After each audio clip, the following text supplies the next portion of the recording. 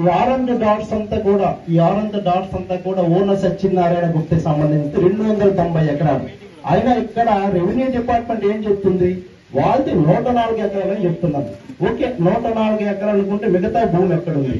అంతేపాటుగా RT information act కూడా మేము అడిగాం. ఆర్టీ యాక్ట్ ఇన్ఫర్మేషన్ యాక్ట్ లో టోటల్ గా బౌండరీ మొత్తం కూడా 2011లో 290 ఎకరాలు ఉంది.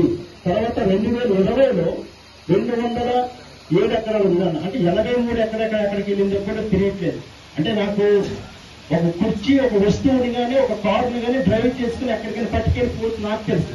దాని భూమి ఎక్కడి నుంచి ఎత్తుకెళ్ళిపోయిన పరిస్థితి అయితే నాకే తెలియదు, రెవెన్యూ డిపార్ట్మెంట్ కి తెలిసి ఉండొచ్చు అని నేను అనుకుంటున్నాను సార్. అది ఎవరు విమర్శించట్లేదు. ఆదివాసుల ఆత్మ కోసం ఈ విధంగా వినిపించాలి, మీకు చూపించాలి ఒక తపన సార్.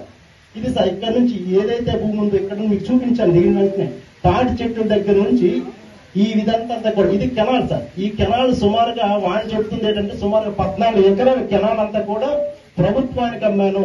ఈ కెనాల్ పక్కన భూమి సుమారుగా ఈ చివరంతా కూడా కెనాల్ భూమి ఉంటుంది సార్.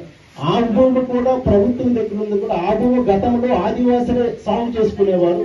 అది కూడా అధికారులు ఆయనే భూమి అమ్మడం ఆయన ఉంటే తర్వాత మళ్ళీ ఆ భూమిని మళ్ళీ తీసుకోవడం అంతే.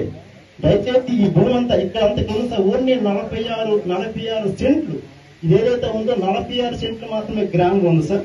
ఈ చివరికి ఇక్కడ ఎల్లో పాయింట్ ఉంది సార్. ఇక్కడ ఎల్లో పాయింట్ పర్యాటక గ్రౌండ్ సార్. ఈ పర్యాటక గ్రౌండ్ కాదు సార్. సుమారుగా ఈ ఊరు పుట్టింది 135 సంవత్సరాల చరిత్ర అని చెప్పడానికి